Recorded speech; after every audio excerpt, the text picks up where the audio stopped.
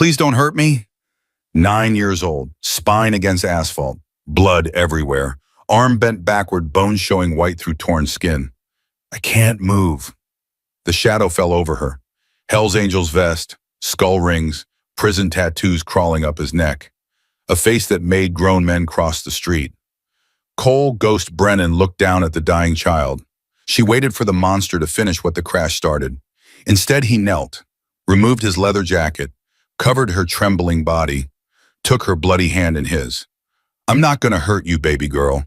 I'm gonna save you. And he did, in ways neither of them expected. Subscribe now, this will break you. Akika. Cole Brennan's daughter died on a Tuesday. He wasn't there. He was clearing a village in Afghanistan, putting bullets in strangers, while back home a drunk driver ran a red light and erased everything that mattered. 12 years later, he still couldn't say her name. Lily. There. He said it. And it still felt like swallowing glass. His Harley screamed down Highway 12 engine, drowning out the noise in his skull. 58 years old. More scars than smooth skin. A face that made bartenders reach for the panic button. His phone buzzed. Third time today, Stone, Hell's Angels president, probably calling to remind Cole he was dead to the club. That walking away made him a ghost. That ghosts don't get to come back. Cole killed the call without looking. The road curved hard. He leaned into it, felt gravity pull, felt speed push back. This was the only piece he got anymore, that razor edge between control and catastrophe. Then he saw the skid marks. Fresh. Black. Cutting across both lanes like someone had yanked the wheel in panic. The guardrail was torn open. Cole's boots hit gravel before he made the choice to stop. The minivan lay upside down in the ravine, crushed, smoking. A woman's arm hung limp through the shattered driver's window, not moving. Cole had seen enough dead bodies to know when he was looking at one. He was reaching for his phone when the voice hit him. Help! Please, somebody help me! Small, broken, coming from somewhere in the tall grass. Cole moved fast. Combat instinct. 20 years of training that never really left. He found her 15 feet from the wreck. A little girl, 9, maybe 10, school uniform torn and bloody, left arm bent, wrong bone wrong, surgery wrong, dark hair matted to her face with blood that was still wet.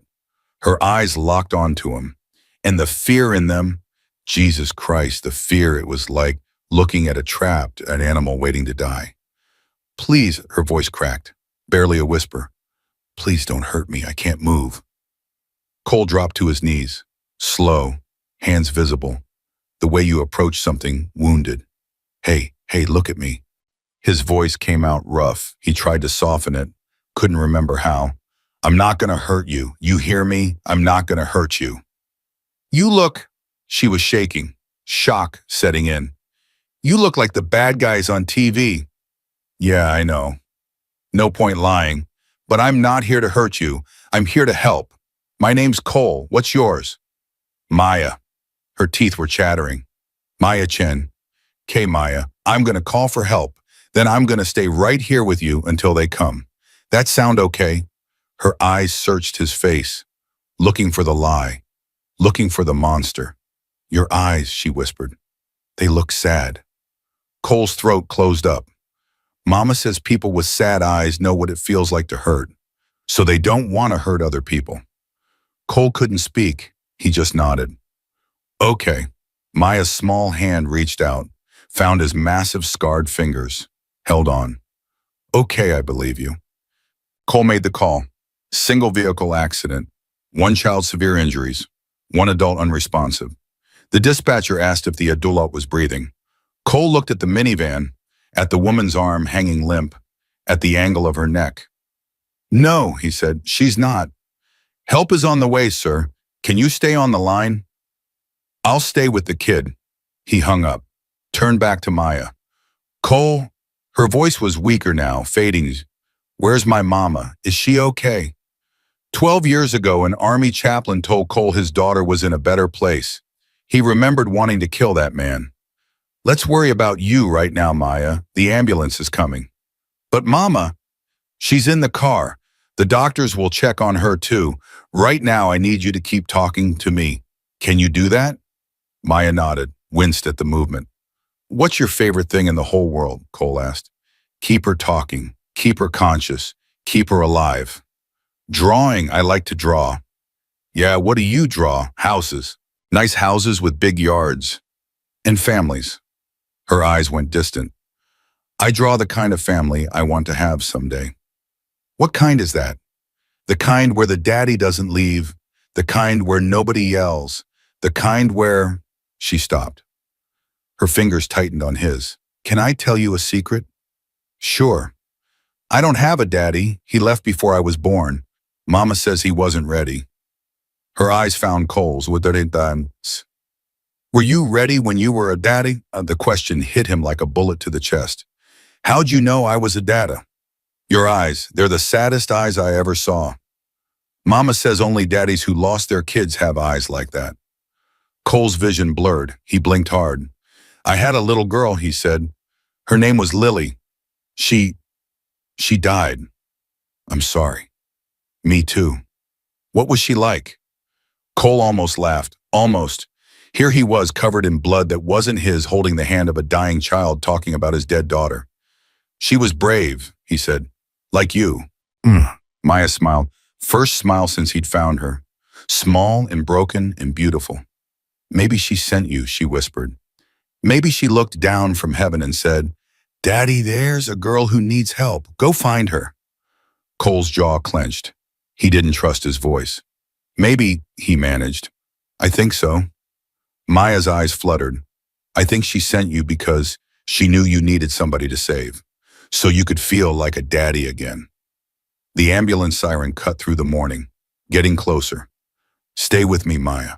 Help's almost here. Cole? Yeah. If I die, will you tell my mama I love her? You're not gonna die. But if I do, you're not gonna die. Cole leaned closer, his scarred face inches from hers. You hear me? I didn't stop for nothing. I stopped because you're supposed to live, so you're gonna live. Got it. Maya's fingers squeezed his. Got it. The EMTs moved fast. Professional. One of them young guy couldn't be more than 25, tried to separate Maya from Cole. Big mistake. No, Maya's scream cut through everything. Don't take him. He promised. The EMT stepped back. Sir, we need to… I'm riding with her. That's not…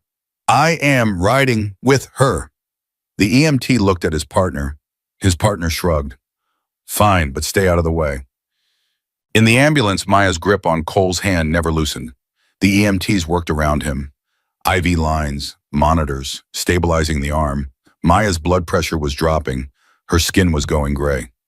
She's crashing, the young EMT muttered. Possible internal bleeding. We need to move. Maya. Cole leaned close. You gotta fight now. You hear me? Fight. Her eyes flickered open. Glassy. Fading. Tired, she whispered. So tired. I know, baby. I know, but you can't sleep yet. Not yet. Will you be there when I wake up? I'll be there. Promise. I promise, Vaz. Her eyes closed. The monitor beeped faster. The EMT shouted something about losing her pulse. And Cole Brennan, who hadn't prayed in 12 years, who hadn't believed in anything since they put Lily in the ground, found himself making deals with a God he'd stopped talking to. Take me instead. You hear me? Take me instead. Just let her live. St. Vincent's Hospital. Cole knew the smell. Bleach and death and vending machine coffee. He'd spent too many hours in places like this. The surgeon came out after 2 hours. Dr. Nathan Reeves, gray hair, steady hands, eyes that had seen too much. Mr. Brennan. Cole stood. How is she stable? The arm was a clean break. We said it, no complications. 2 cracked ribs. Some internal bruising, but no bleeding. She's lucky. She's tough. Yes. The doctor paused. She's asking for you. The man with sad eyes, she said. Cole almost smiled. Almost. There's something else. The doctor's voice dropped. Her mother didn't survive. We pronounced her at the scene. Maya doesn't know yet. Cole nodded. He'd known since he saw the arm hanging from that window. Who's going to tell her? CPS is sending someone. She'll be placed in foster care until they can locate family. And if there's no family, then she becomes a permanent ward of the state. Cole stood there, processing. A kid with no family, going into a system that would chew her up and spit her out. I want to see her. Room 312, but Mr. Brennan, the doctor's eyes moved to Cole's vest. The social worker is already there. She's not going to like you. Most people don't. The social worker was exactly what Cole expected. Mid-40s, hard face, reading glasses, thick folder full of paperwork that would decide a child's fate. Her eyes found his vest before they found his face. You need to leave. Cole didn't move. She asked for me. I don't care what she asked for. You're a member of a criminal organization. Former member. And this is now a CPS matter. Your presence is inappropriate. Maya stirred in the bed, her eyes open, found Cole. You came back. Wonder in her voice, like she hadn't believed he would. Cole walked past the social worker and sat beside Maya's bed. I promised, didn't I? Cole, Maya's voice trembled. Where's my mama? Why isn't she here? The social worker opened her mouth. Cole held up a hand. Let me. Mr. Brennan. Let me. Something in his voice made her stop. Cole took Maya's hand, the same hand that had held onto him on that bloody roadside, the same hand that had squeezed his in the ambulance while her heart stopped. Maya, I gotta tell you something, and it's gonna hurt real bad, but I need you to be brave one more time. Can you do that for me? Her eyes filled with tears. She already knew. Kids always knew. Mama's not coming, is she? No, baby, she's not. She's dead. Yeah. Silence. 1 second. 2. Then, the scream. No, no, you're lying, Mama, Mama. She tried to get up. IV lines straining. Monitors going crazy. Cole caught her, held her tight against his chest while she fell apart. I've got you. I've got you. Let it out. I'm here. I'm not going anywhere. She sobbed until there was nothing left, until her body went limp, until the only sound was her ragged breathing and the steady beep of the heart monitor. Don't leave me, she whispered into his chest. Please don't leave me. I won't. Everybody leaves. I won't. The social worker stood by the door watching. Her face was unreadable, but she didn't try to throw him out again. 3 hours later, Maya woke up screaming, Mama, run, he's coming, he's coming. Cole was at her side in a second. Maya, wake up, it's me, it's Cole. Her eyes flew open, wild, terrified, not seeing him. He found us. He always finds people. Mama said, Maya, look at me. Look at me. She focused, slowly, the terror fading into confusion. Cole, you're safe. It was a nightmare. No, she shook her head. No, it wasn't. It's real. He's real. Cole's blood went cold. Who's real, Maya? Her mouth clamped shut. Her eyes darted to the social worker, then back to him. I can't. Maya, if someone hurt you, I can't. Mama said never tell. She said if I told, he'd kill us both. The social worker stepped forward. What is she talking about? Cole ignored her, focused on Maya. Your mama's gone now, baby. Whatever she was afraid of, whatever she was running from, I need to know, so I can protect you. You can't protect me. Nobody can. He's too powerful. Who, Maya? Give me a name. He has police, he has judges, he has everyone. I don't care who he has. Give me a name. Maya looked at him, really looked, weighing him, measuring him. You promise you won't let him take me? I promise. You promise you won't let him hurt me like he hurt Mama. Cole's jaw tightened. What did he do to your mama? Bad things, at night, when she worked at his house. Maya's voice dropped to a whisper. She was his housekeeper. She cleaned his office. She found papers about kids like me. Cole's blood turned to ice. What kind of papers? I don't know, but Mama said they were evil. She said he was a monster who hurt children. She said we had to run. Tears spilled down Maya's cheeks. We packed everything. We drove all night, but the car. The accident wasn't an accident, Cole said. Was it? Maya shook her head. There was a truck, a big black truck. It pushed us off the road. The social worker's face had gone pale. This is, I need to make some calls. Wait, Cole held up his hand. Maya, I need the name. Now. Maya grabbed his hand, pulled him close, her lips against his ear. Victor Shaw. Cole pulled back. Who is Victor Shaw? He owns half the town. He's friends with the mayor. He gives money to the police. Maya's eyes were hollow. Mama said he's the devil, Cole. The devil in a nice suit. Cole stood up.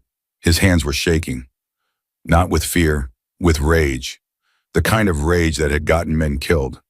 Ms. Dunn, he said to the social worker, I need everything you can find on Victor Shaw. I can't just... A man murdered this girl's mother and tried to kill her. He's going to come back to finish the job, so you can either help me or you can get out of my way. Rachel Dunn stared at him. Something shifted in her expression, the hardness cracking. I'll make some calls, she said quietly. She left the room. Cole turned back to Maya. This broken little girl who'd survived something no child should ever face. Maya, I'm going to ask you one more question, and I need you to be completely honest with me. Okay. Your mama found papers about kids. Kids like you. What did she mean by that? Maya's face crumpled, fresh tears falling. She meant kids nobody would miss. Kids in foster care. Kids with no families. Her voice broke. Kids he could take and nobody would ever look for them. Cole's vision went red. Somewhere in this town, a monster was walking free. A monster who hurt children. A monster who killed a woman for knowing too much. And that monster was coming for Maya. Cole looked down at his scarred hands.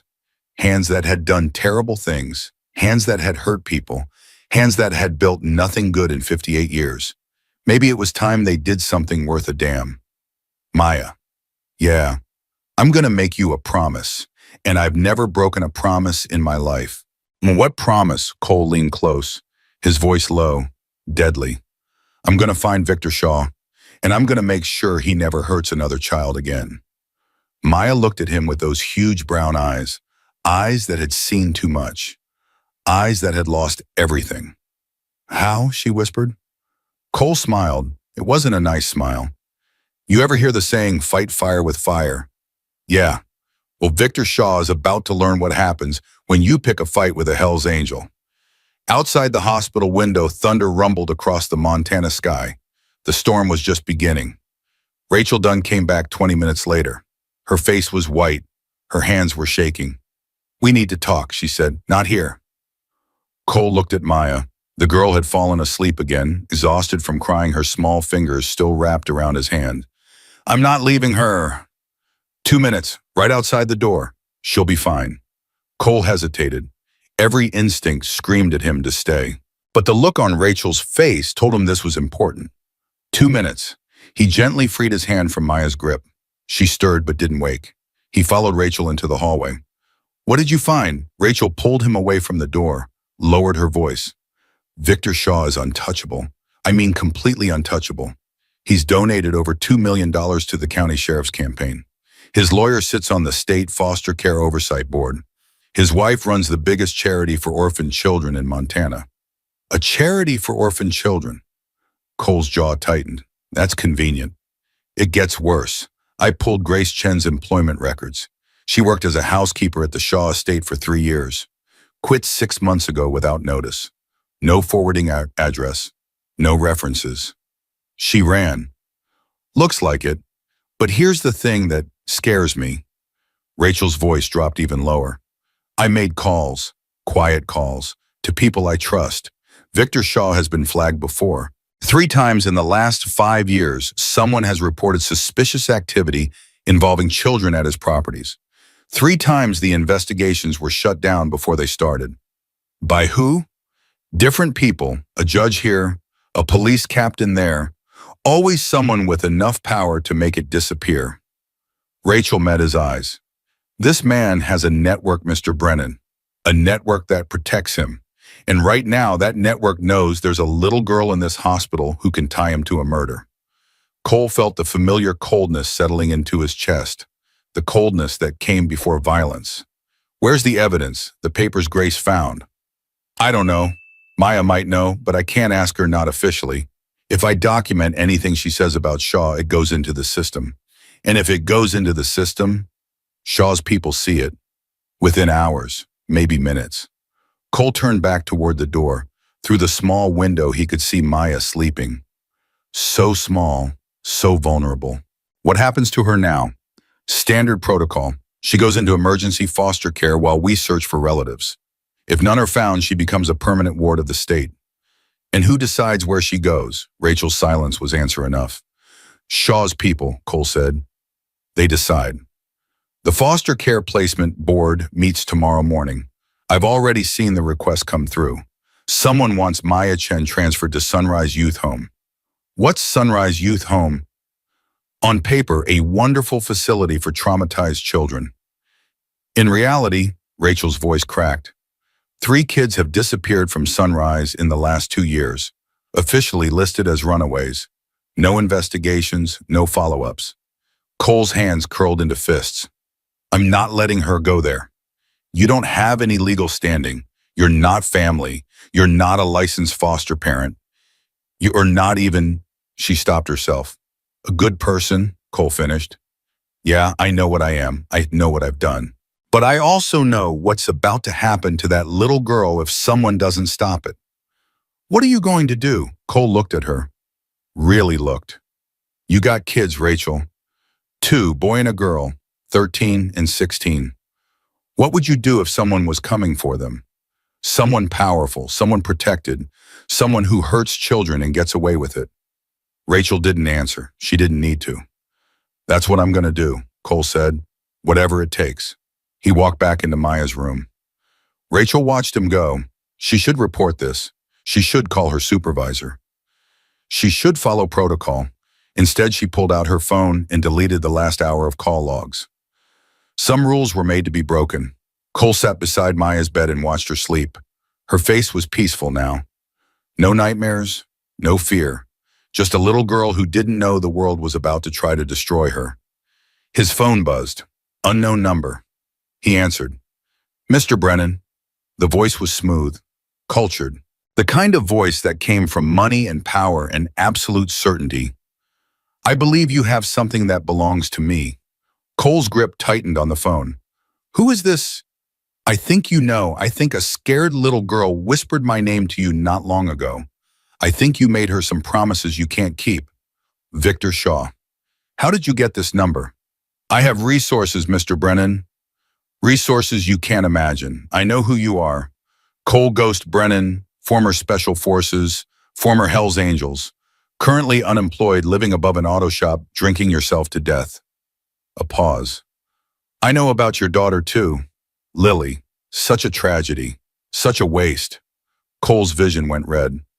Say her name again. I dare you. Temper, temper. I'm not calling to threaten you, Mr. Brennan. I'm calling to offer you an opportunity. Walk away tonight. Forget you ever saw that girl. Forget you ever heard my name. In return, I'll make your legal troubles disappear. The assault charge from Reno. The outstanding warrants in California. All of it. Gone. And if I don't walk away, then I'll destroy you, not quickly, slowly. I'll have you arrested for kidnapping. I'll have witnesses testify that you caused the accident that killed Grace Chen. I'll make sure you spend the rest of your miserable life in a cell knowing that you failed another little girl. Shaw's voice dropped, and Maya, she'll end up exactly where she was always meant to be, with me. Cole looked at Maya, still sleeping, still innocent. You done? Excuse me? I asked if you were done with your speech, your threats, your bullshit. Silence on the other end. Because here's what's gonna happen, Shaw. I'm gonna find you. I'm gonna find every piece of evidence Grace Chen collected. I'm gonna blow your operation wide open, and then I'm gonna watch you burn. You're making a mistake, Mr. Brennan. A fatal mistake. Maybe, but I've been making mistakes my whole life. This won't be my worst. Cole stood up. Oh, and Shaw, that little girl you want so bad, she's not a thing. She's not property. She's a kid, and she's under my protection now. You come for her, you come through me. He hung up. Maya's eyes were open. Who was that? Cole slipped the phone into his pocket. Nobody important. It was him. Wasn't it, Mr. Shaw? No point lying. She'd been through too much for lies. Yeah, it was him. What did he want? He wanted me to leave you. Walk away. Maya's face crumpled. And you're going to, aren't you? Everyone leaves. Mama said, I'm not leaving. But he's powerful. He has police. He has Maya. Cole sat on the edge of her bed, took her hand. Look at me. She looked. I spent 15 years riding with the Hells Angels. I did things I'm not proud of. Hurt people who probably didn't deserve it. Spent more time in bars and prison cells than I ever spent being a father. He squeezed her hand. But I'm done running. I'm done hiding. And I'm sure as hell done letting people like Victor Shaw hurt kids like you. Why? Maya whispered. Why do you care? You don't even know me. Cole thought about the question. Really thought about it. Because 12 years ago, my daughter needed me, and I wasn't there. I was halfway around the world playing soldier while she died alone. His voice broke. I can't change that. I can't bring her back. But maybe I can make sure it doesn't happen again. Maybe I can be there for someone else's little girl. Tears spilled down Maya's cheeks. You really mean it. I really mean it. She threw her good arm around his neck, held on tight.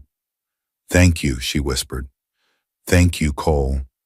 He held her, this small, broken, brave little girl. Don't thank me yet, he said. We've got a long way to go. The door burst open, 2 men in suits, hospital security badges, hands on their belts. Cole Brennan. Cole stood, put himself between Maya and the door. Who's asking Sheriff's Department? You are under arrest. For what? The bigger one smiled. It wasn't a nice smile. Kidnapping, assault, interference with Child Protective Services. He pulled out handcuffs. Victor Shaw sends his regards. Maya screamed. Cole moved. 15 years of bar fights, 20 years of combat training, 58 years of learning exactly where to hit a man to make him stop. The first guard went down with a broken nose. The second got a knee to the gut that dropped him like a sack of potatoes. Cole grabbed Maya. IV lines ripping. Monitors screaming. Can you walk? I think so. Then we run. Now. He pulled her toward the service exit. Behind them, alarms started wailing. Shouts echoed down the corridor. Cole, I'm scared. I know, baby. I know. Just keep moving. They hit the stairwell. Maya stumbled. Cole caught her, carried her. 3 flights down, 2, 1. The emergency exit was right there. Cole kicked it open and found himself staring at 6 more security guards. Guns drawn, aimed at his chest. Put the girl down, Brennan. It's over. Cole set Maya behind him, shielded her with his body. She's not going anywhere with you.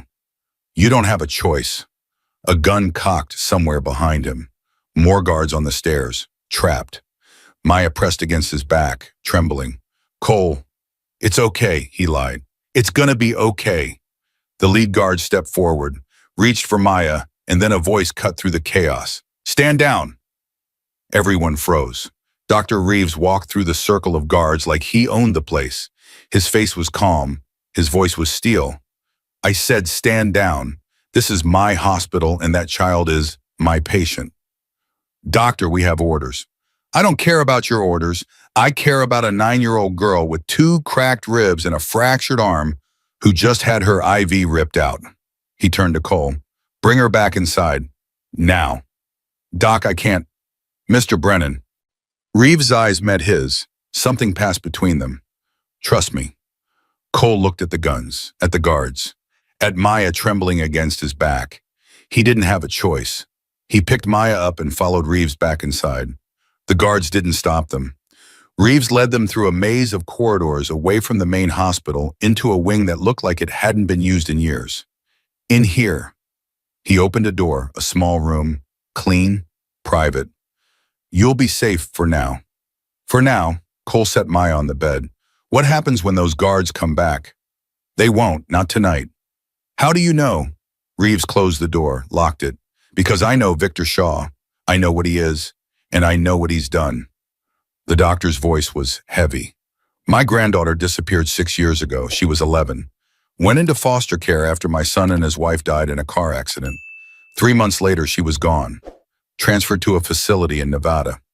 No forwarding address, no contact information. Cole's blood went cold. Sunrise Youth Home. Reeves's face went gray. You know it? The social worker mentioned it, said kids disappear from there. Not disappear, taken, sold. The doctor's hands were shaking now. I spent 4 years trying to find Emily.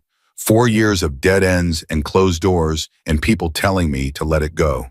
Finally, I found someone willing to talk. A nurse who used to work at one of Shaw's facilities. She told me everything. Where is she now? The nurse. Dead. Car accident. 3 days after we spoke. Reeves's eyes were haunted. Just like Grace Chen. Maya made a small sound. Cole reached for her hand. Doc, I need help. I need people I can trust. People who aren't on Shaw's payroll. I know someone, a journalist. She's been investigating Shaw for years. Has evidence he doesn't know about. Reeves wrote a name and address on a piece of paper. Helen Torres. She works at the Montana Independent. Tell her I sent you. Cole took the paper. Why are you helping me? Because I'm 72 years old. I've got maybe 10 good years left. And I'll be damned if I spend them watching more children disappear while Victor Shaw plays golf and writes checks to politicians. The doctor looked at Maya. She reminds me of Emily. Same eyes, same fear, same hope that someone will finally fight for her.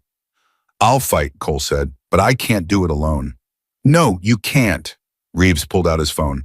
I'm going to make some calls, buy you some time, but you need to move fast. Shaw's people are everywhere. The longer you stay in one place, the easier you are to find.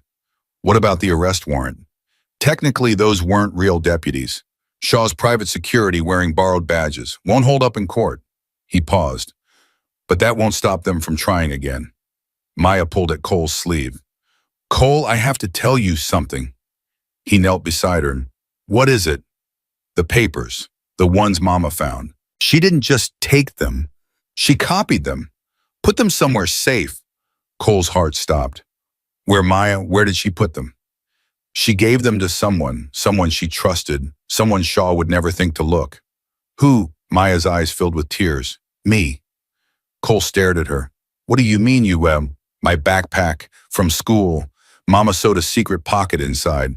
She said if anything ever happened to her, I should find someone good, someone brave, someone who would know what to do. Maya, where's your backpack? In the car, Mama's car. The car that was sitting in a police impound lot, surrounded by Shaw's people. Cole looked at Reeves. The doctor understood immediately. I'll get it. I still have friends in the department. Real ones. Give me until morning. We don't have until morning. You don't have a choice. Reeves put a hand on Cole's shoulder. Stay here. Keep her safe. I'll be back before dawn. The doctor left. The lock clicked behind him. Cole sat down beside Maya. His mind was racing. Shaw's people, the evidence, the impound lot, the journalist, too many variables, too many things that could go wrong. Cole, he looked at her. I'm sorry I didn't tell you before about the backpack. I was scared. Mama said never tell anyone. She said, hey. He took her hand. You did good. You trusted me. That took guts. I'm still scared. Me too. Really? Her eyes widened. But you're so big and strong and tough. Being tough doesn't mean you're not scared. Remember what I told you on the road about bravery. You said it means being scared and doing the thing anyway. That's right. And right now we're both scared, but we're gonna do the thing anyway. Together. Maya squeezed his hand. Cole, can I ask you something? Anything. If we get through this, if you stop Mr. Shaw and I'm safe, what happens to me? Cole felt his throat tighten. What do you want to happen? She was quiet for a long moment. Then I want to stay with you. The words hit him like a punch to the chest. Maya, I know you're not my dad. I know you just met me, but you're the only person who ever came back. Everyone else leaves, but you stayed. You fought for me. You promised. Her voice broke. I don't want to go to foster care. I don't want to go somewhere with strangers who don't care about me. I want to stay with you. Cole's vision blurred. He blinked hard. I'm not, I'm not a good person, Maya. I've done bad things, terrible things. So did my daddy. He left before I was born. He never came back. He never even tried. She looked at him with those huge brown eyes. You came back. That makes you better than him. Cole couldn't speak, couldn't breathe. 12 years ago, he'd missed his daughter's funeral because he was on a mission. He'd told himself it was duty, told himself she would understand, told himself all the lies soldiers tell themselves to keep moving. Now a little girl he had known for less than a day was asking him to be something he'd failed to be for his own daughter, a father. Let's get through tonight first, he said finally. Then we'll figure out the rest. Okay. Maya nodded, then she leaned against him, closed her eyes. Cole. Yeah. Thank you for not being like everyone else. Within minutes, she was asleep. Cole sat in the darkness, listening to her breathe, watching the door, waiting for whatever came next. His phone buzzed. Unknown number again.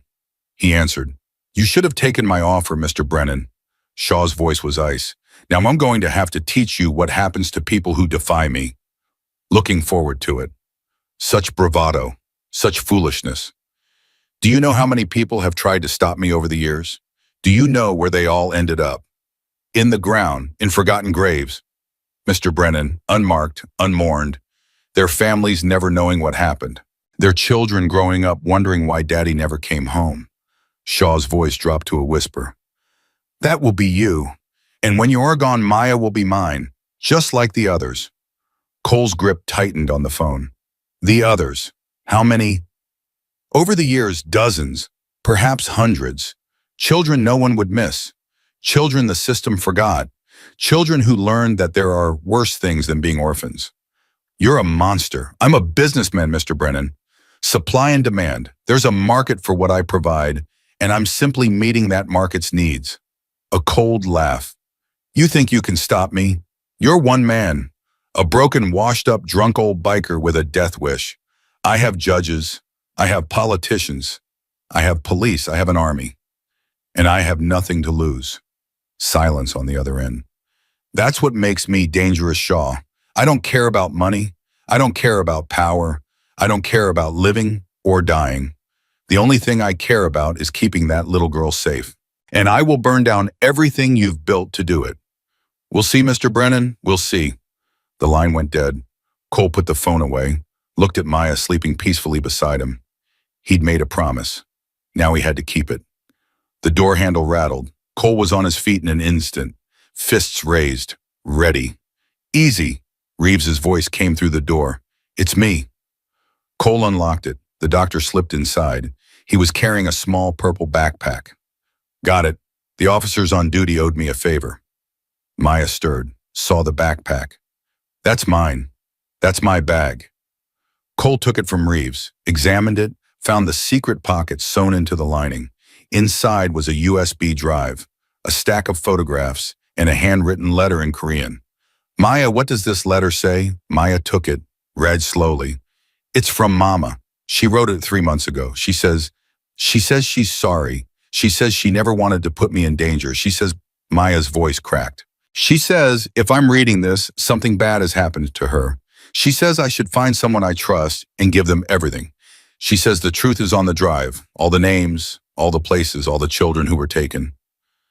Cole held the USB drive up to the light. This is it. This is everything we need. Not quite. Reeves's face was grim. There's something else. Shaw knows you have the girl. He knows you're in the hospital. And he's sending people, real people this time, not security guards. How many? A dozen, maybe more. They'll be here within the hour. Cole looked at the evidence in his hands, at Maya clutching her mother's letter, at Dr. Reeves who had risked everything to help them. Then we need to move, now.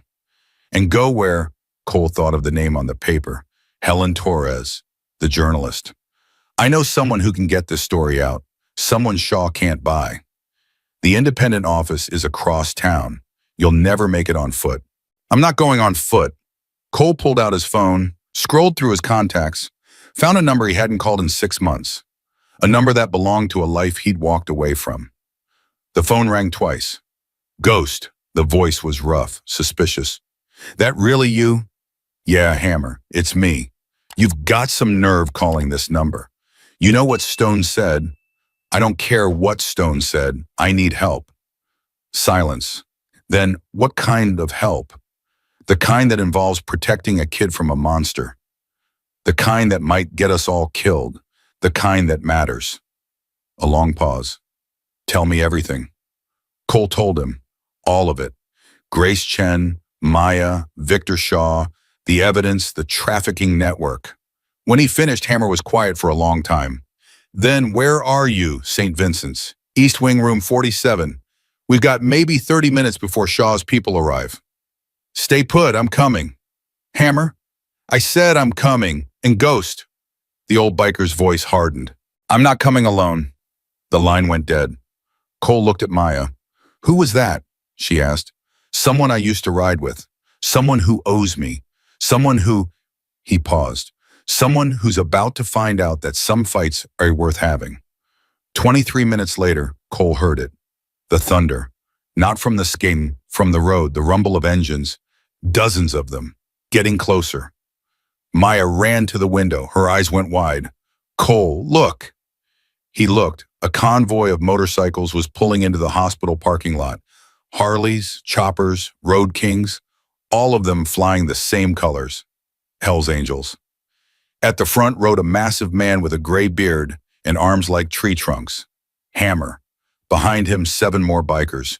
Men Cole had ridden with, fought with, bled with. Men he'd thought he'd never see again. Hammer climbed off his bike, looked up at the hospital, seemed to know exactly which window Cole was standing at. He nodded once. Cole nodded back. Maya, he said, it's time to go. Who are those people? Cole took her hand. Those people. They're my brothers, and they're here to save your life. They walked out of the room together. Toward the thunder, toward the war, toward whatever came next. Hammer met them at the service entrance. Up close, he looked older than Cole remembered.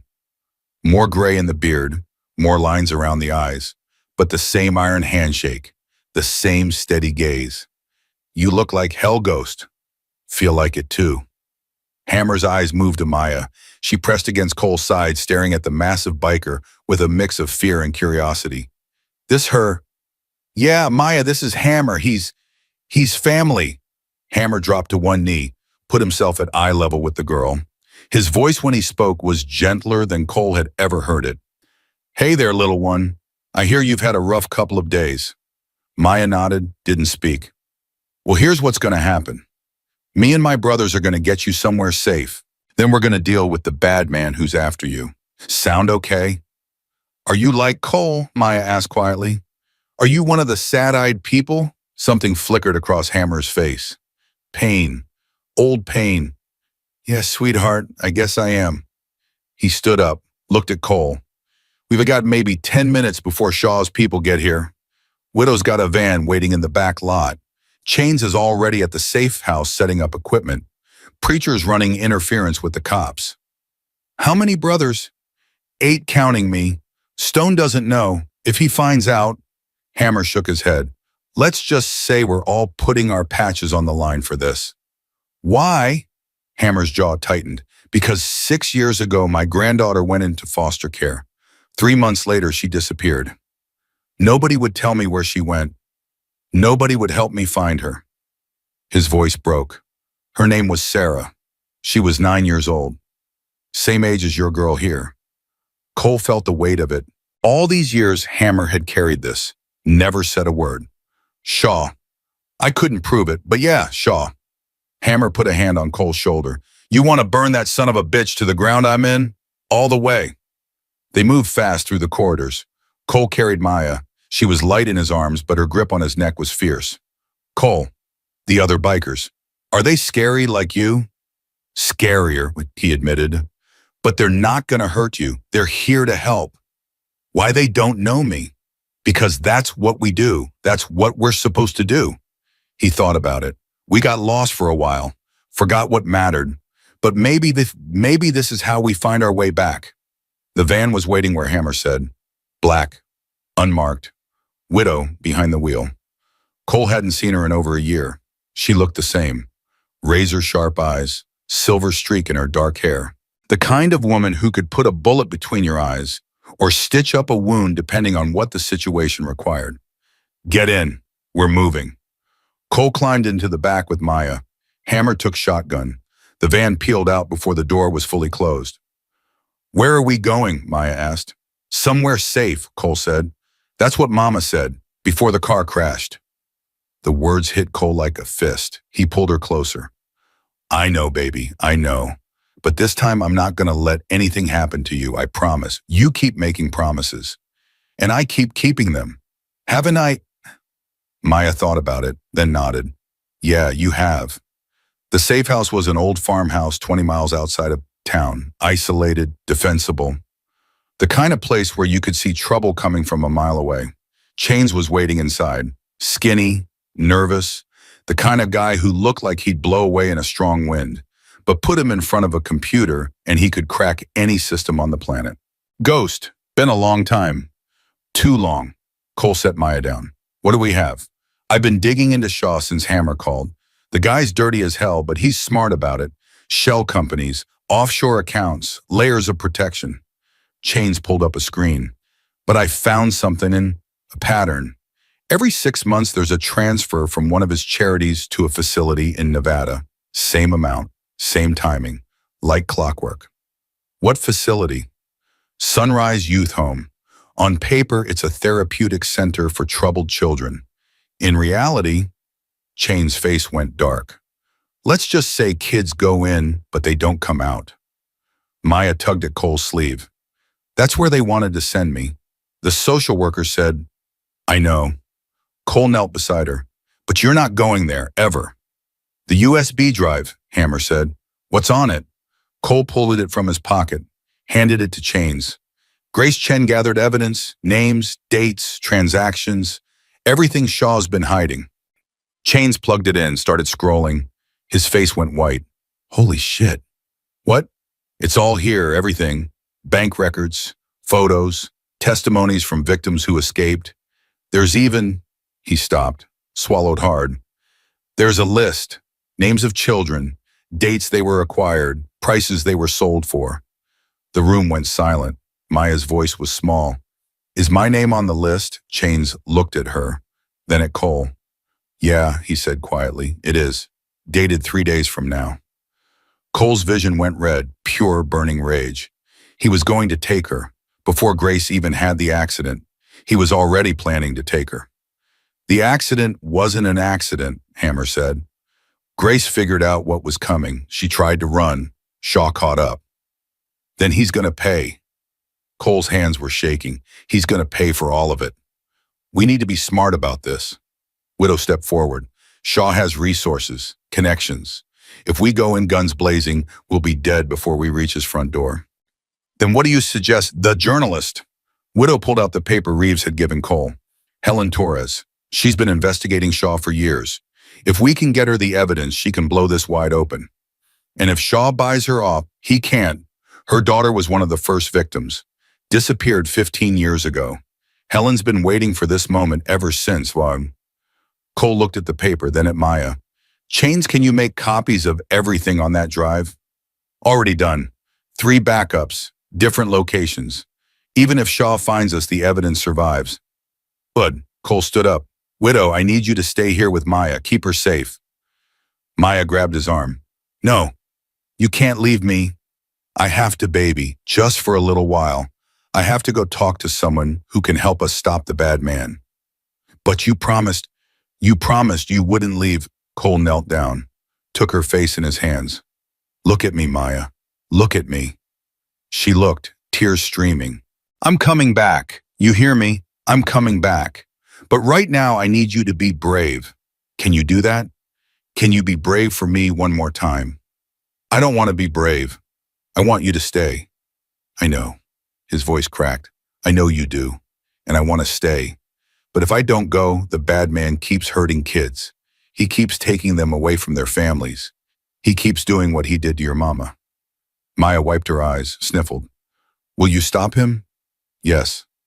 Promise, I promise. She threw her arms around his neck, held on like she was drowning. Come back, she whispered. Please come back. Always, Cole said. Always. He pulled away, looked at Widow. Guard her with your life. With my life, Ghost, you have my word. Cole walked toward the door. Hammer fell into step beside him. You sure about this? No. Cole pulled on his jacket, felt the weight of Lily's pink ribbon in his pocket. But I'm doing it anyway. They rode through the night, Cole on his Harley. Hammer beside him, two more brothers, Tank and Ripper flanking them. The Montana Independent was housed in a small building downtown. Third floor, lights still on at 2 in the morning. Helen Torres worked late. Cole walked in alone, told the others to wait. The receptionist was gone.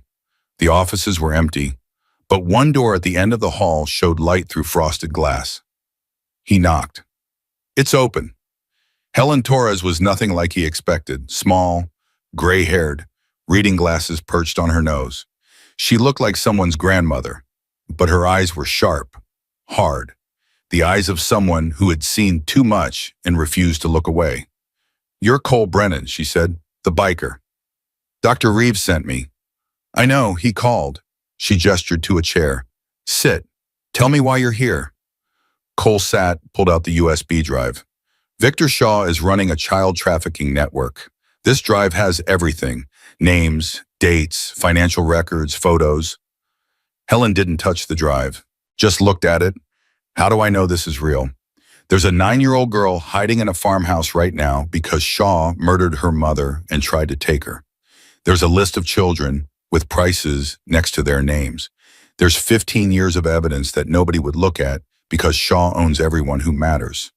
Not everyone. No, not everyone. Cole pushed the drive toward her. Your daughter was one of the first. 15 years ago, right? Helen's face went still. Stone. How do you know about that? Widow told me. Said you've been waiting for a chance to take Shaw down. Waiting. Helen laughed. Bitter. Hollow. Is that what she calls it? I've been screaming into the void for 15 years. Every time I get close, the story gets killed. Editors get bought. Sources disappear. Witnesses recant. This is different. How? Because I'm not going to disappear. Because my brothers aren't going to disappear. Because that little girl out there already lost her mother, and I'll be damned if she loses anything else. Helen stared at him, long, hard, weighing him. You know what will happen if I publish this. Shaw will come after you. After all of you. He has the resources to destroy lives, Mr. Brennan. He's done it before. Let him try. You're that confident. No, I'm that committed. Cole leaned forward. I spent 15 years running from everything that mattered. I let my daughter die alone while I played soldier on the other side of the world. I wasted decades drinking and fighting and pretending none of it hurt. He met her eyes. This is my chance to do something right. Maybe my only chance. So no, I'm not confident, but I am sure there's a difference. Helen was quiet for a long moment. Then she picked up the USB drive. I'll need 24 hours to verify everything. Cross-reference the financials. Confirm the testimonies. We don't have 24 hours. Sean knows we have the evidence. He's coming. Then give me 12. I can have a preliminary story ready by noon. Enough to get the FBI involved on. Enough to put Shaw on the defensive. And the full story will take longer. But once the feds are in, Shaw can't touch us. His network will start crumbling. People will talk to save themselves. She stood up, extended her hand. You have a deal, Mr. Brennan. Cole shook it. One more thing, Helen said. The girl, Maya, she's going to need protection. Real protection, not just bikers with guns. I know. I have contacts at the FBI, people I trust, people Shaw hasn't bought. When this breaks, I can get her into witness protection. Cole's stomach dropped. Witness protection. That meant new identity, new location, never seeing her again. Let's cross that bridge when we come to it, he said. Helen's eyes softened. You care about her. Yeah. That's dangerous, Mr. Brennan. Caring makes you vulnerable. I know. Cole turned toward the door, but it also makes you fight harder. He was halfway back to his motorcycle when his phone rang. Unknown number, he answered. Cole Brennan, not Shaw's voice this time. Different, female, cold. I have a message from Mr. Shaw. I'm listening. Look up. Cole looked. On the building across the street, a red dot appeared. Laser sight. Sniper rifle. We have you in our sights, Mr. Brennan. We've had you since you walked into that building. If Mr. Shaw wanted you dead, you'd already be bleeding on the sidewalk. Cole didn't move, didn't flinch. What does he want? A trade. You have something that belongs to him. He has something that belongs to you. I don't have anything that belongs to. Check your messages. Cole pulled out his phone. One new message. A photo. His blood turned to ice. The farmhouse, burning. And in the foreground, widow on her knees, hands tied behind her back, gun to her head. Yeah. Where's the girl? Cole's voice came out strangled. Where's Maya? Say, for now, Mr. Shaw has taken personal custody of her. He's willing to make an exchange. The evidence for the child. You have 1 hour. If he touches her, 1 hour, Mr. Brennan, Pier 17, come alone. Bring the evidence or the girl dies. The line went dead. Cole stood frozen, the world spinning around him. He'd failed. He'd promised to protect her, promised to come back, promised everything would be okay. And he'd failed. Hammer's hand landed on his shoulder. Ghost. What happened? You look like you've seen a ghost. Cole showed him the photo. Jesus Christ. Hammer's face went gray. Widow, the safe house. How the hell did they find us? Doesn't matter. Cole was already moving, already planning. He has Maya. He wants to trade. It's a trap. I know. You go in there alone, you're dead. He'll take the evidence and kill you both. I know. Then what's your plan? Cole stopped, turned, looked at his brother. You remember Fallujah 2007 when we got pinned down in that building and everyone said we were dead? You went out the back, drew their fire, took out 6 of them before they knew what hit them. I didn't go out the back to escape. I went out the back to attack. Cole's eyes went hard. Shaw thinks he's the hunter. He thinks I'm cornered, desperate, willing to do anything to save that girl. Aren't you? Yeah, but I'm also willing to do something he's not expecting. Cole pulled out his phone, dialed a number. Helen, change of plans. I need that story published now. Not noon, now.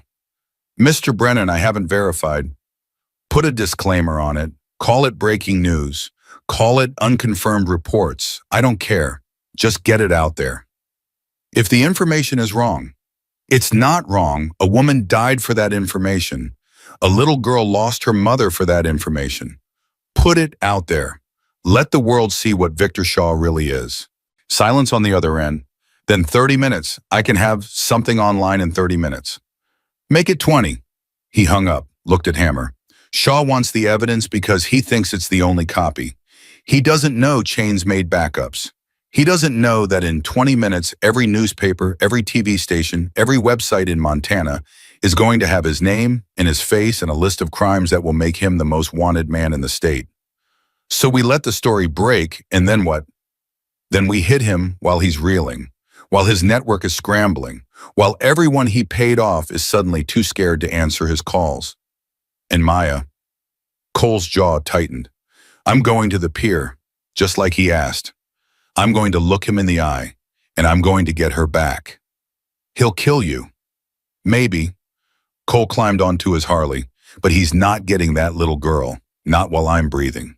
Ghost, get the brothers, surround the pier. Stay hidden until you hear my signal. What signal? Cole kicked the engine to life. You'll know it when you hear it. He rode toward the pier, toward Shaw, toward the fight of his life. In his pocket, Lily's ribbon pressed against his chest, and in his head, Maya's voice echoed. Come back. Please come back. He was coming back, or he was dying trying. Pier 17 stretched into the dark water like a finger pointing toward hell. No lights, no movement, just shadows and silence. Cole killed his engine, walked the rest of the way. Shaw was waiting at the end of the pier. Expensive suit, perfect hair, smiling like a man who'd already won. Beside him, 2 guards held Maya. Her hands were tied, duct tape over her mouth, but her eyes, those huge brown eyes, found Cole immediately. Relief, hope, fear. I'm here, he thought. I'm here, baby. Hold on. Mr. Brennan? Shaw's voice echoed across the water. I'm glad you could make it. Where's the evidence? Cole kept walking, hands visible. No weapons. First, let's discuss terms. No terms. You let her go. I give you what you want. Simple. Nothing is simple, Mr. Brennan. Surely you've learned that by now. Shaw gestured and one of the guards pressed a gun to Maya's head. The evidence. Now. Cole reached into his jacket, pulled out the USB drive.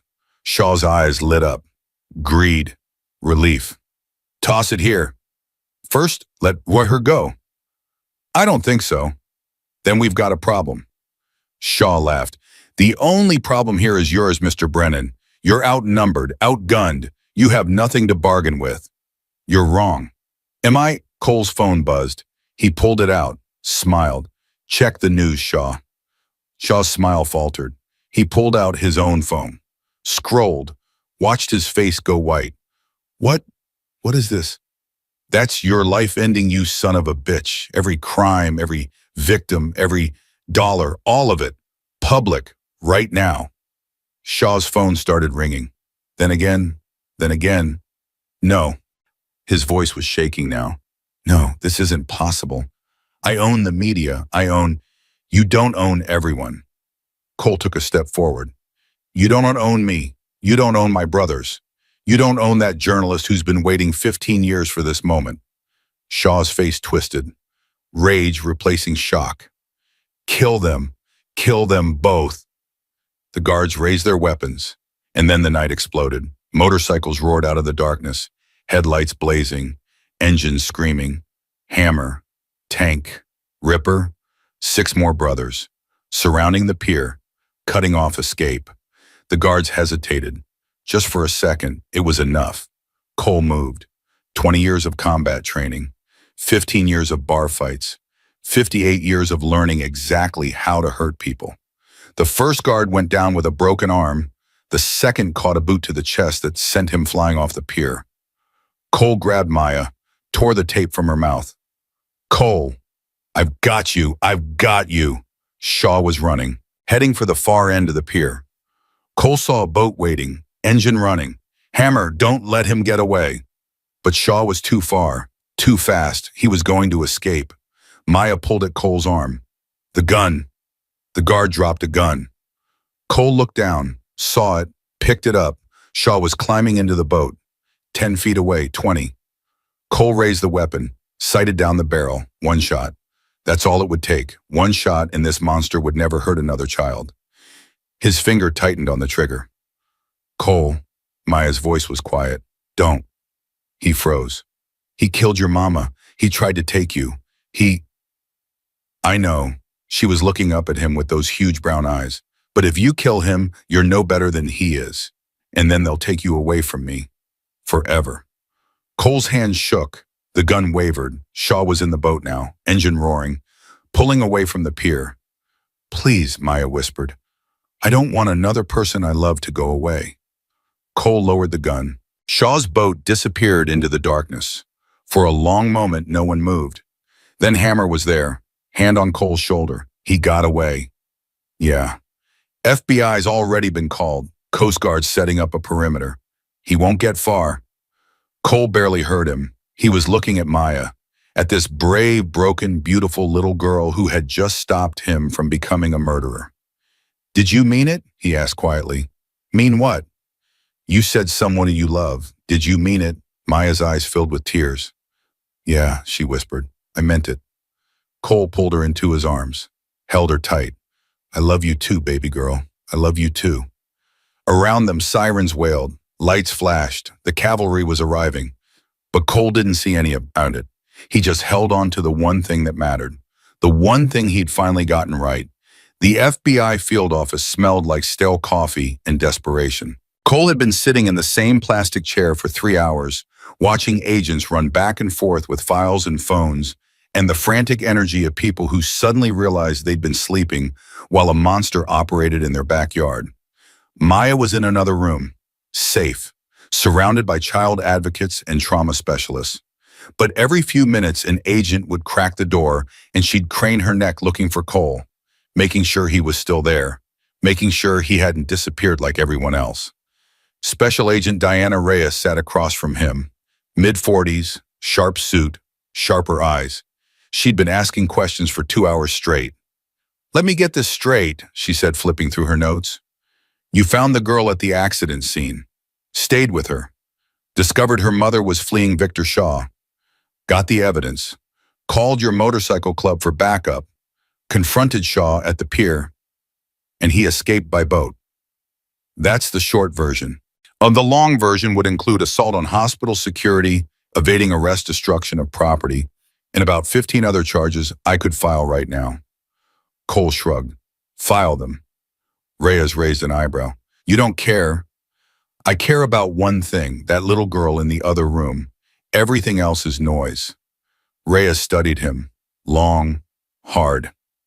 "You know what I see when I look at you, Mr. Brennan? I see a man with a record longer than my arm.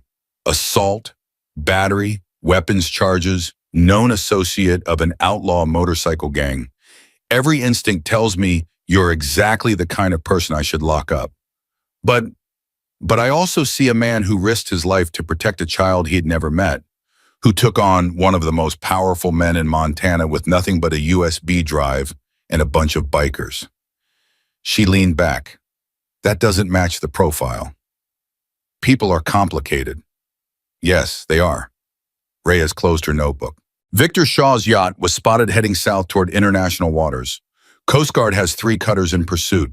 His network is collapsing as we speak. Half his associates are already trying to cut deals. "And the children?" Reyes's face softened. "Just a fraction.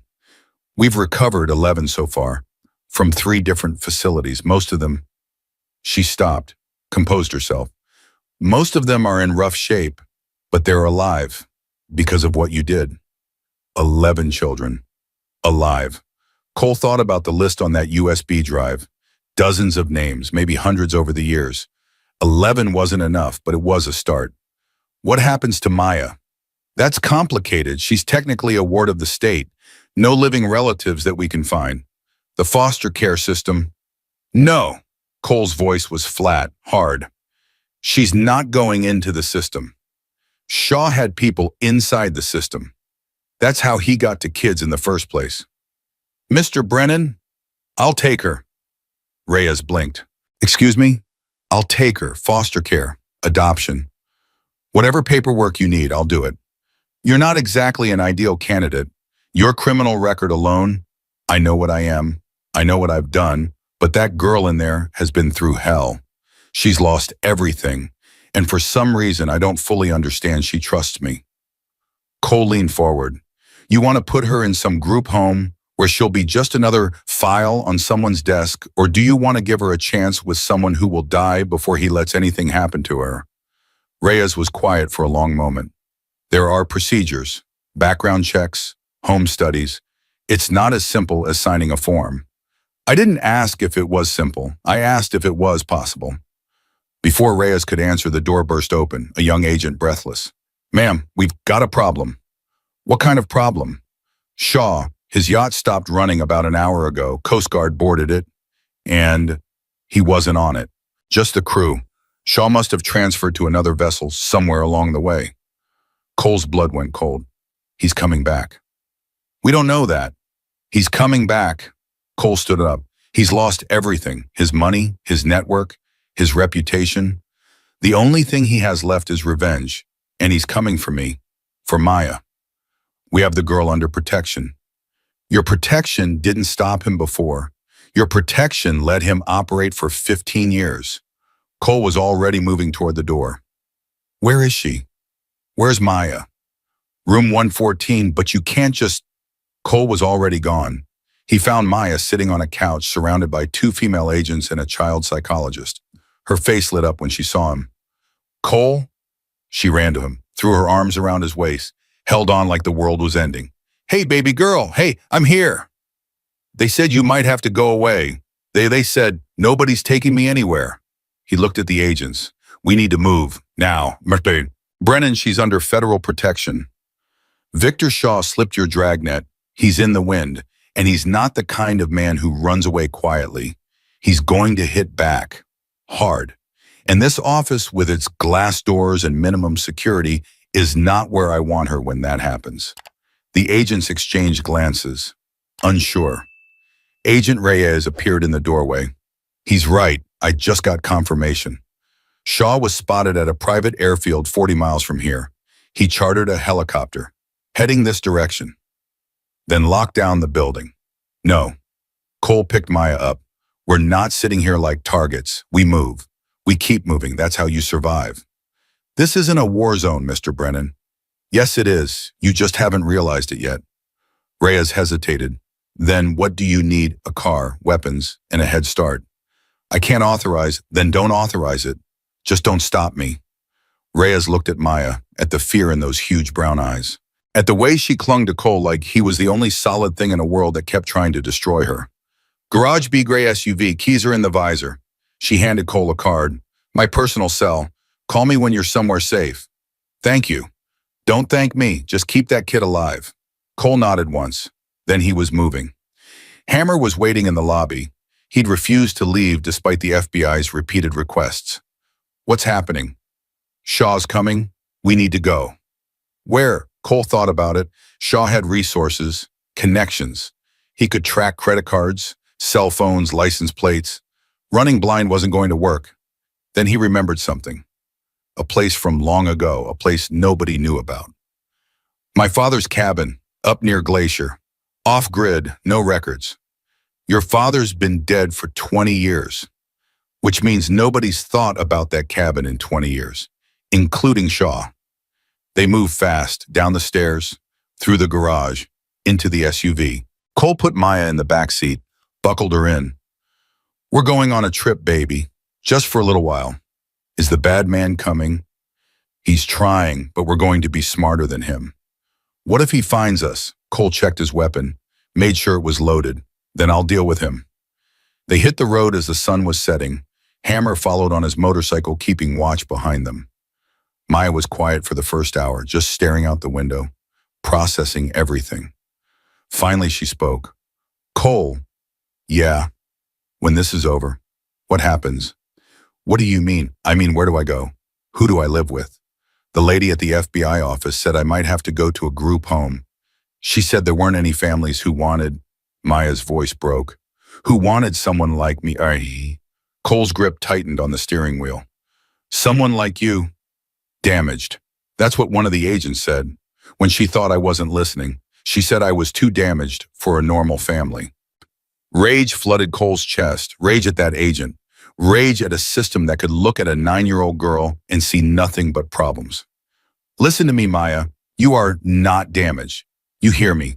You've been through things no kid should ever go through, but that doesn't make you broken. That makes you strong. I don't feel strong. I know, but you are.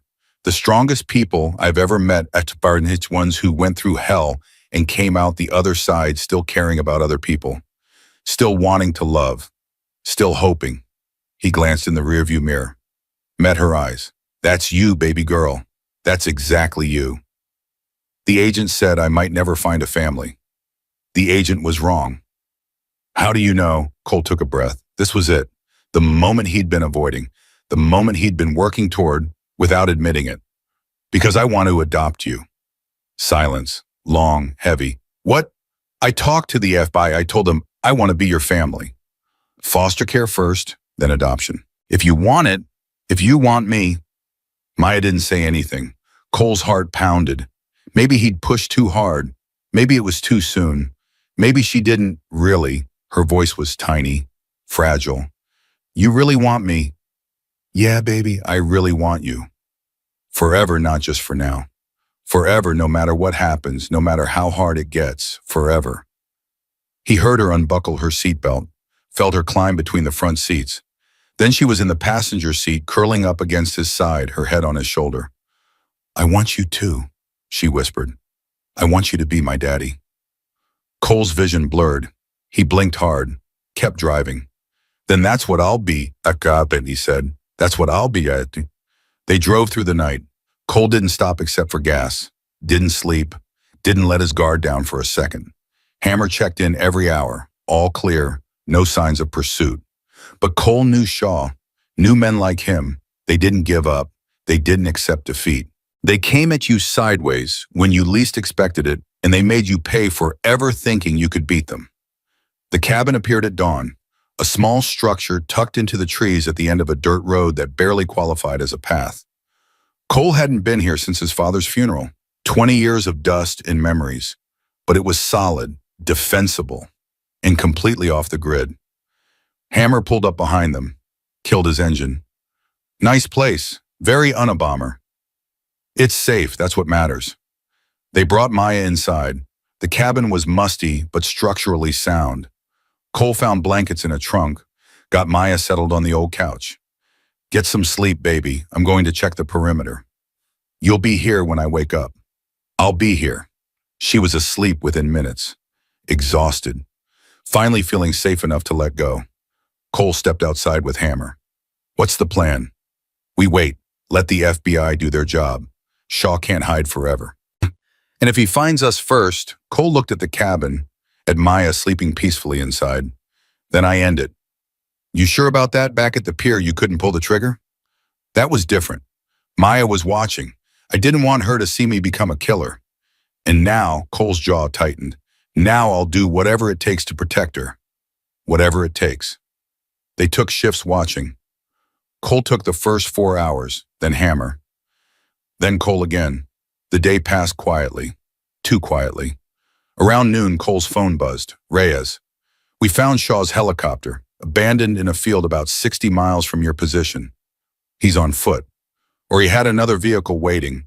We're searching, but the terrain is rough. Could take days. We don't have days. I know. I'm pulling in more resources. National Guard is on standby, but Cole... Reyes's voice dropped. There's something else. What? We've been going through Shaw's financials. The backups Chain's made. There's a pattern we missed at first. Shaw has a fixer. Someone who handles his problems. Someone who's very, very good at making people disappear. Who? We don't have a name, just a code name. The Shepherd. Best we can tell is Shaw's used this person at least a dozen times over the years. Every time someone got too close, every time there was a witness that needed silencing, the Shepherd handled it. So Shaw's not alone. No, and the Shepherd is already in Montana.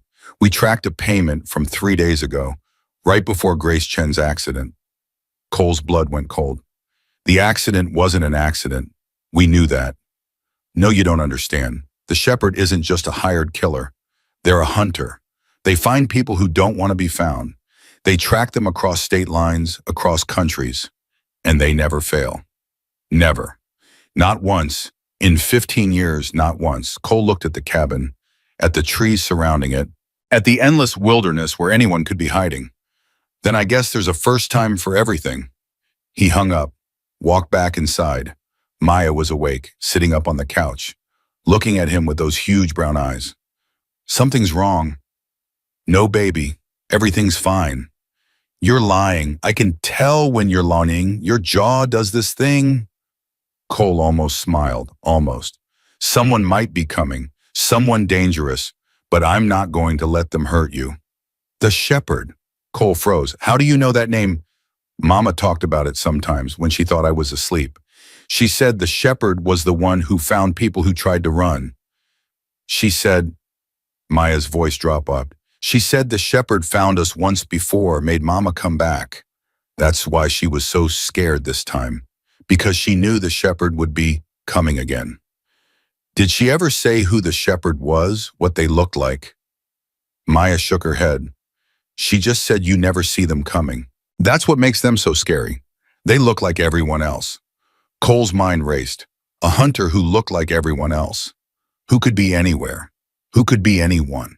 He thought about everyone they'd encountered. The agents, the hospital staff, the people at gas stations along the way. Any of them could have been the Shepherd. Any of them could have been tracking their every move. Hammer. Cole kept his voice calm. We need to move, now. Why, what's a sound outside? A twig snapping. Cole grabbed Maya, pushed her behind the couch. Stay down, don't move. Don't make a sound. Cole, promise me. I promise. Cole pulled his weapon, moved toward the window. Hammer was already at the back door, gun drawn. Silence. Then a voice, familiar, unexpected. Mr. Brennan, it's Rachel Dunn, the social worker. I'm here to help. Cole's blood froze. Rachel Dunn, from the hospital. The woman who had warned him about Sunrise Youth Home. The woman who had deleted her call logs to protect him. How the hell had she found them? Don't come any closer. Mr. Brennan, please. The FBI sent me. They thought Maya might need a familiar face. The FBI didn't know where we were going. Silence. Cole's finger tightened on the trigger. How did you find us, Rachel? No answer. I said, how did you find us? The door exploded inward, not Rachel. 4 men, tactical gear, automatic weapons. Cole fired twice. 1 man dropped. Hammer got another. But there were too many, coming from everywhere, surrounding them. Maya, run! She bolted for the back door. One of the attackers moved to intercept. Hammer tackled him.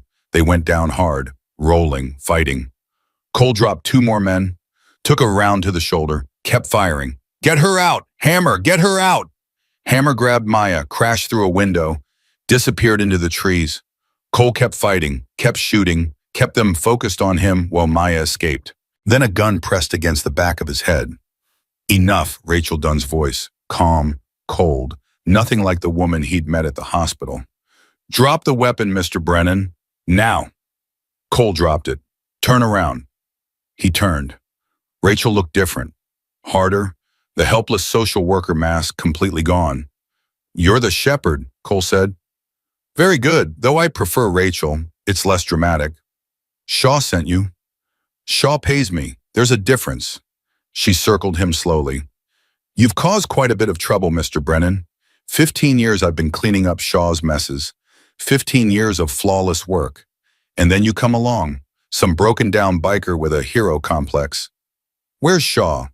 On his way. He wants to deal with you personally. Something about making an example. Rachel smiled. It didn't reach her eyes. I advised against it. Told him you should just disappear like all the others. But Victor has his pride, and you wounded it rather badly. The FBI knows about you now.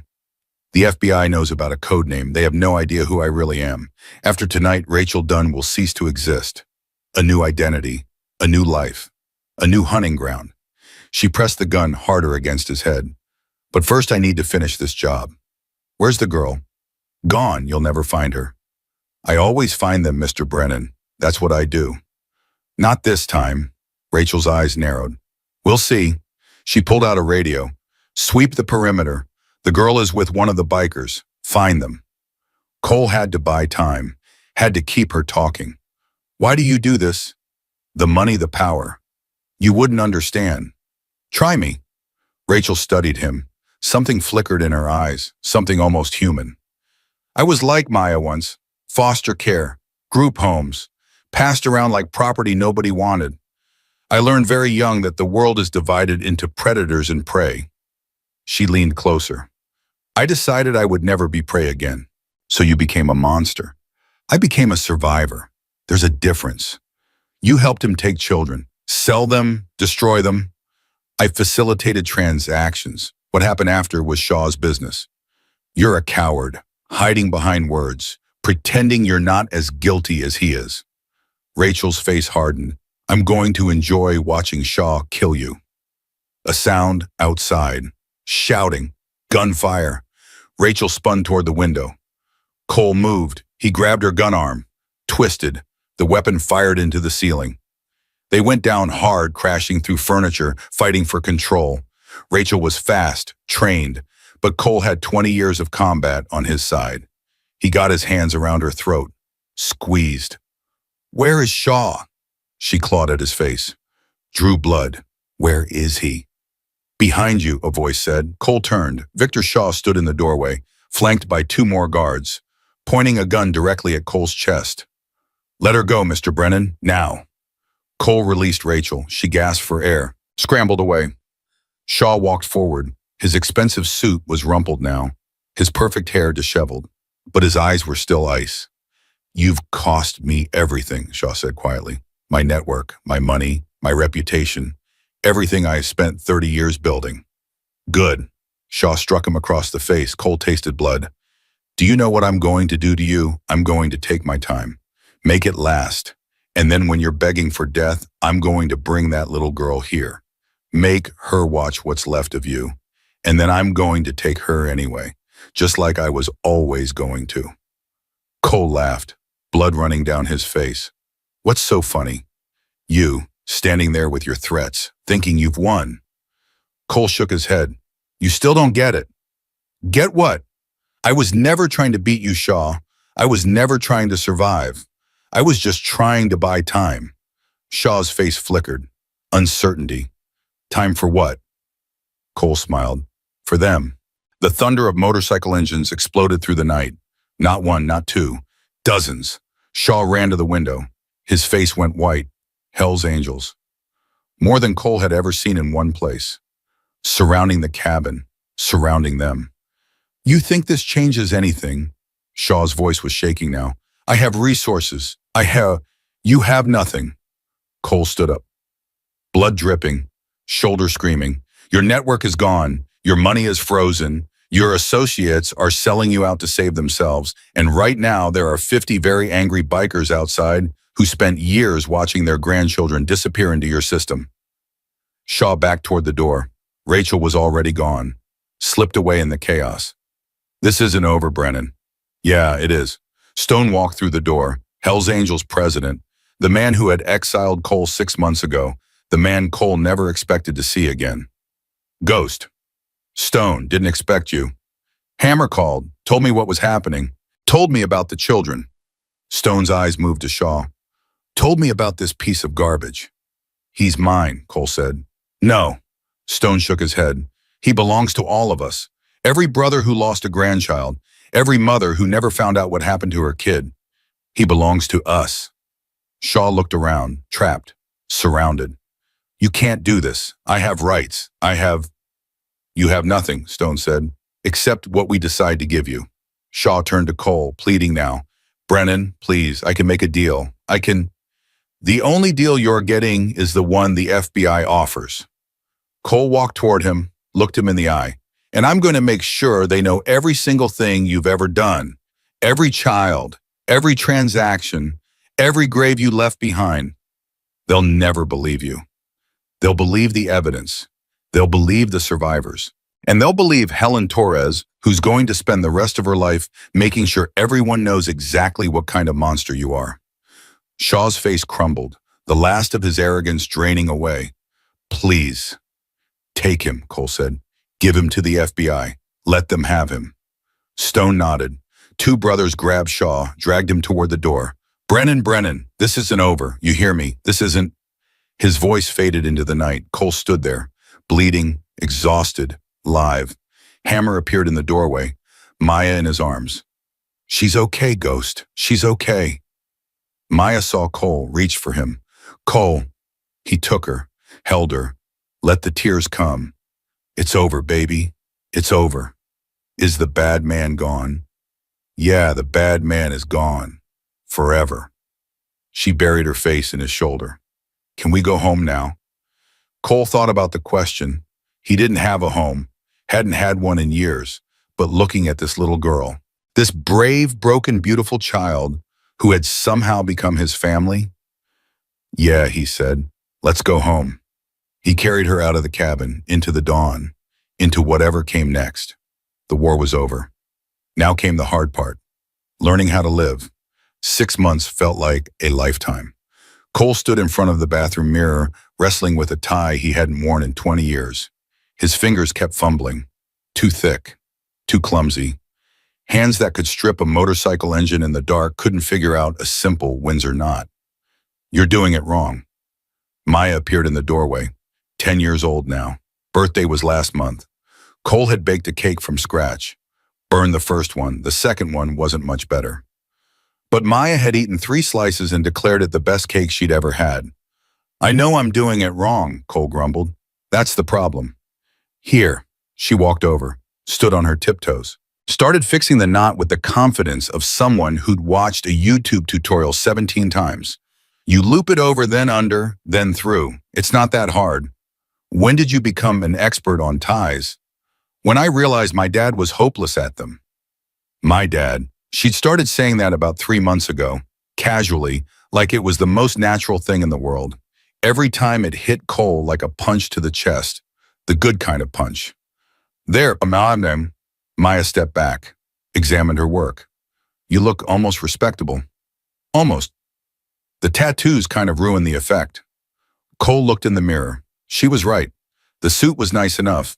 Hammer had helped him pick it out, but the skull tattoos creeping up his neck didn't exactly scream responsible parent. Think the judge will care? Probably. Maya grinned, but I'll vouch for you. Today was the day, the adoption hearing. 6 months of paperwork, home studies, background checks, and more interviews than Cole could count. 6 months of proving to the state of Montana that a former Hells Angels enforcer with a criminal record could be a fit parent for a traumatized 9-year-old girl. 10-year-old now. Time flew when you weren't drowning. You nervous? Maya asked. Terrified. Me too. She took his hand, squeezed. But we're doing it anyway, right? That's what brave means. Cole squeezed back. That's exactly what it means. The courthouse was packed. Cole hadn't expected that. He'd figured it would be him, Maya the judge, maybe a few officials. Instead, he walked into a room filled with familiar faces. Hammer was there. Widow, Chains, Preacher, Tank, Ripper. A dozen other Hells Angels all cleaned up in their best clothes, their leather vests carefully stored away for the occasion. Butter Reeves sat in the front row looking healthier than he had 6 months ago. Helen Torres was beside him, notepad in hand, still working on the story that would eventually become a Pulitzer-winning investigation. Even Agent Reyes was there. She nodded at Cole when he walked in, the faintest hint of a smile. And in the very back, standing alone, was Stone. The Hells Angels president hadn't said more than a dozen words to Cole since the night at the cabin. But he was here. That meant something. All rise. Judge Carmen Martinez entered. Mid-60s, silver hair, eyes that had seen everything and still managed to find room for compassion. Please be seated. She shuffled some papers, looked at Cole, then at Maya. Well, this is certainly one of the more unusual adoption cases I've seen in my 30 years on the bench. Your Honor, the state attorney started to stand. Sit down, Mr. Phillips. I've read your objections, all 47 pages of them. She peered at Cole over her glasses. Mr. Brennan, you have quite a history. Yes, ma'am. Assault, battery, weapons charges, known associate of an outlaw motorcycle organization, several outstanding warrants that were only recently resolved. Yes, ma'am. And you want me to believe that you are fit to raise a child? Cole took a breath. No, ma'am. The courtroom stirred. Maya looked up at him confused. I don't want you to believe anything, Cole continued. I want you to see. See what the last 6 months have been. See what Maya and I have built together. See the man I'm trying to become, not just the man I was. And who are you trying to become, Mr. Brennan? Cole thought about the question. Really thought about it. A father, he said finally. I had a daughter once, Lily. She died while I was overseas. I wasn't there for her. Wasn't there for her funeral. Spent 12 years running from that guilt, trying to drink it away, fight it away, ride it away. He looked at Maya. Then I found a little girl on the side of the road. Broken, terrified, alone. And something in me woke up. Something I thought was dead. What was that? Hope, Cole said. Hope that maybe I could get it right this time. Maybe I could be the father I never got to be for Lily. Maybe all those years of pain and failure happened so I'd be ready for this moment. For her. Maya's hand found his, held on tight. Judge Martinez was quiet for a long moment. She looked at the papers in front of her, at the faces filling the courtroom, at the little girl clinging to the scarred biker like he was the only solid thing in the world. I've received several letters of support, she said. Dr. Nathan Reeves calls you the most devoted guardian I've ever witnessed. Agent Diana Reyes of the FBI writes that you demonstrated extraordinary courage in protecting a child at the risk of your own life. Helen Torres. The journalist submitted a 17-page document detailing your role in bringing down one of the largest child trafficking networks in state history. She looked up. I've also received a letter from the Hells Angels Motorcycle Club, signed by every member of the Montana chapter, pledging to support this adoption and to hold you accountable as a father. Stone's voice came from the back of the room. He's one of us. We take care of our own. That includes her now. Judge Martinez almost smiled. Maya Chen. She turned to the girl. I'd like to hear from you, in your own words. Why do you want Mr. Brennan to adopt you? Maya stood up, nervous, her hands shaking slightly, but her voice was clear. When I was little, I used to pray for a daddy. Every night before bed, I imagined someone tall and strong, someone who would protect me, someone who would never leave. She looked at Cole. I never imagined someone who looked like him. Tattoos and scars and a face that makes people cross the street. But then I was lying on the road bleeding, and I saw him coming, and I was so scared. I thought he was going to hurt me. I begged him not to. Her voice wavered, but she kept going. And he knelt down, and he covered me with his jacket, and he held my hand. And he didn't leave, not when the ambulance came, not when my mama died, not when the bad man came after us, not ever. Tears were streaming down her face now, but she was smiling. Everyone else in my life left. My daddy before I was born. My mama because someone killed her. Every foster family I ever imagined having. But Cole stayed. Cole fought for me. Cole almost died for me. She turned back to the judge. I don't want a perfect daddy. I just want one who stays. And that's him. That's always been him. The courtroom was silent. Cole realized he was crying. Didn't bother to hide it. Judge Martinez removed her glasses, wiped her eyes. In 30 years, She stopped, composed herself. I've never had a child articulate so clearly why a family belongs together. She picked up her gavel. It is the ruling of this court that the petition for adoption is hereby granted. From this day forward, Maya Chen shall be legally known Maya Grace Brennan, daughter of Cole Ghost Brennan, with all the rights and privileges thereof. The gavel came down. Maya screamed with joy, threw herself into Cole's arms. The courtroom erupted in applause. Hammer was wiping his eyes. Widow was openly sobbing. Even Stone was clapping. Daddy, Maya whispered into Cole's ear. My daddy. Cole held her tight, let the tears fall, let the walls he'd built over decades finally crumble. My daughter, he whispered back. My beautiful, brave daughter. The celebration lasted 3 days. Hammer insisted on throwing a party at the clubhouse. The first time in Hell's Angels history that a children's adoption party had been held there. They put up balloons, served cake, played games that bikers had no business playing. Watching Tank lose at musical chairs to a group of 10-year-olds was something Cole would never forget. On the second night, Stone pulled Cole aside. I owe you an apology. For what? For exiling you, for calling you weak when you walked away. Stone shook his head. I was wrong. What you did protecting that girl, taking down Shaw, all of it that took more strength than anything I've ever done. I was just doing what was right. Exactly. Stone extended his hand. You're welcome back, anytime, full membership, no questions asked. Cole looked at the hand, thought about it. I appreciate that, but I'm not the same man who left. I've got a daughter now, responsibilities. I can't be riding off on club business, putting myself in danger. I understand. But, Cole smiled, maybe I could be something else. An advisor, a friend, someone who shows up for the good stuff and stays out of the bad. Stone laughed. We could use more of those. They shook hands. Welcome home, Ghost. It's just Cole now. Ghost died on a highway 6 months ago. Cole it is then. On the third night, Maya found Cole sitting alone outside the clubhouse, looking at the stars. What are you thinking about? Your mama. Maya sat beside him. What about her? I wish I could have met her, told her thank you for raising you, for being brave enough to run, for making sure the evidence got out. Cole looked at his daughter.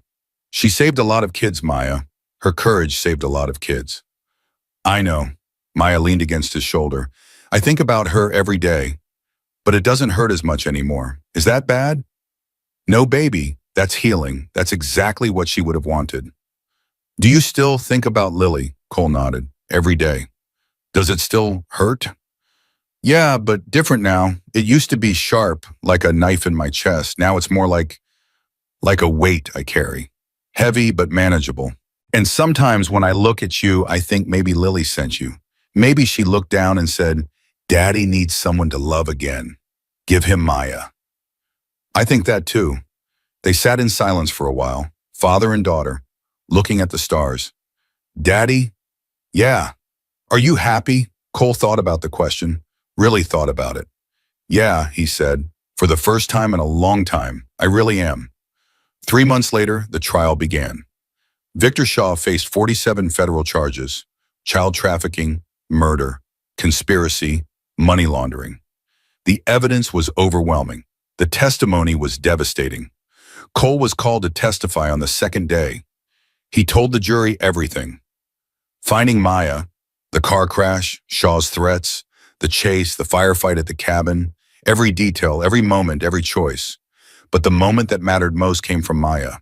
She was too young to testify in person. But she had given a video deposition. When they played it in the courtroom, you could have heard a pin drop. He killed my mama, Maya said on the screen, her voice steady. He was going to take me and sell me like he sold all those other kids. But Cole stopped him. Cole saved me. The prosecutor asked, were you scared? Every minute. But Cole told me being brave means being scared and doing the thing anyway. So that's what I did. That's what we both did. Shaw's lawyers tried everything: character attacks, legal technicalities, claims of evidence tampering. Nothing worked. On the 15th day of the trial, the jury came back with a verdict. Guilty on all counts. Shaw was sentenced to 7 consecutive life terms without the possibility of parole. When the verdict was read, Cole was holding Maya's hand in the gallows arm. She looked up at him, Mom. Is it really over? It's really over. He can never hurt anyone again. Never. He's going to spend the rest of his life in Apuichi thinking about what he did, knowing that everyone knows what he is. Maya nodded, satisfied. Good. Rachel done. The shepherd was never caught. She disappeared the night of the cabin attack and hadn't been seen since. Agent Reyes believed she'd fled the country. Chains tracked a credit card transaction to Sao Paulo, then nothing. Some nights Cole woke up in a cold sweat, convinced he heard someone outside. But then Maya would call out from her room asking if everything was okay, and the fear would fade. He had something worth protecting now. That was enough. 1 year after the adoption, Cole enrolled Maya in the local elementary school. 4th grade, Mrs. Peterson's class. The first week was hard. Maya came home crying twice.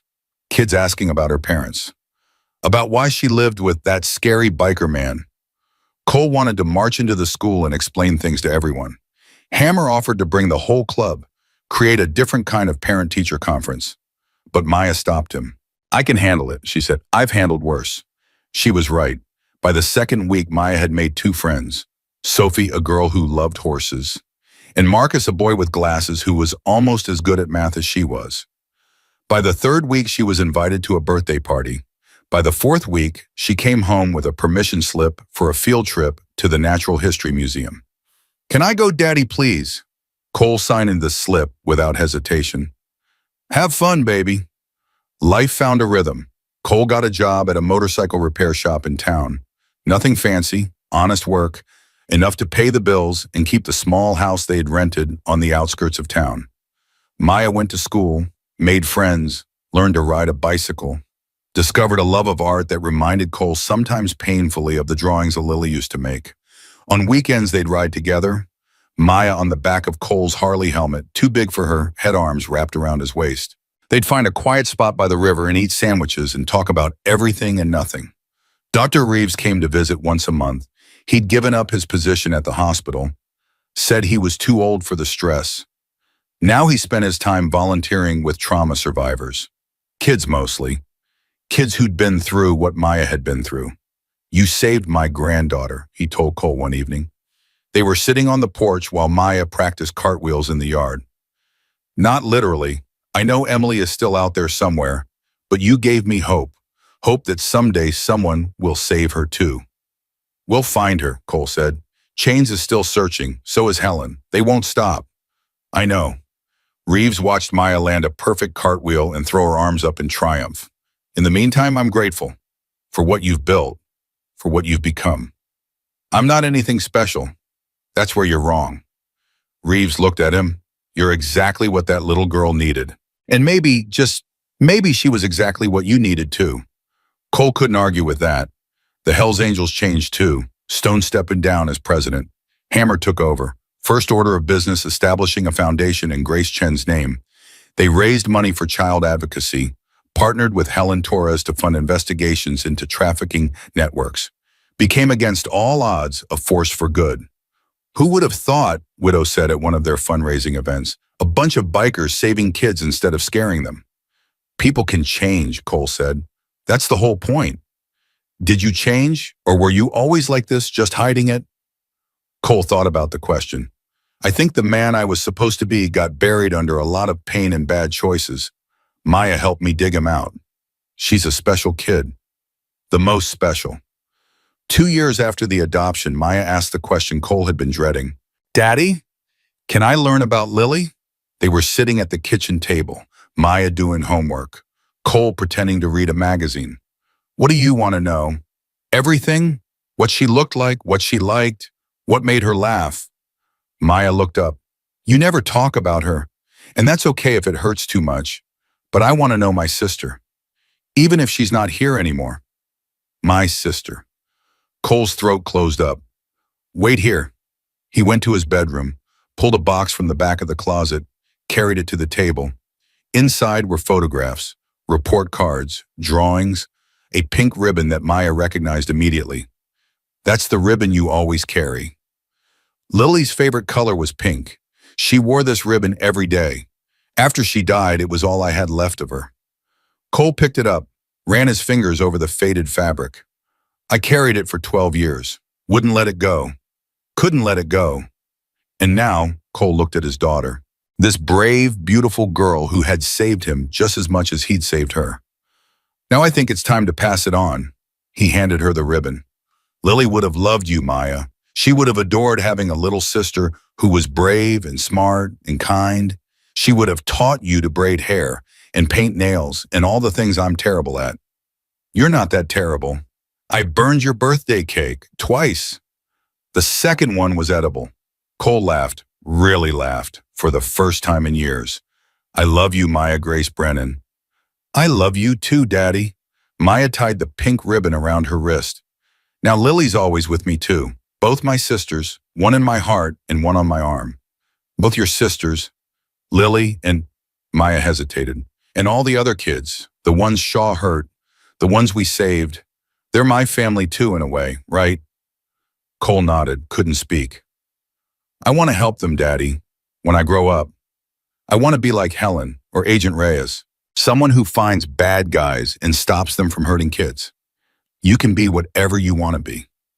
I want to be brave, like Mama, like Lily, like you. You already are, baby. You already are. The final piece came unexpectedly. Helen Torres called one afternoon, 3 years after the adoption. She sounded different, excited.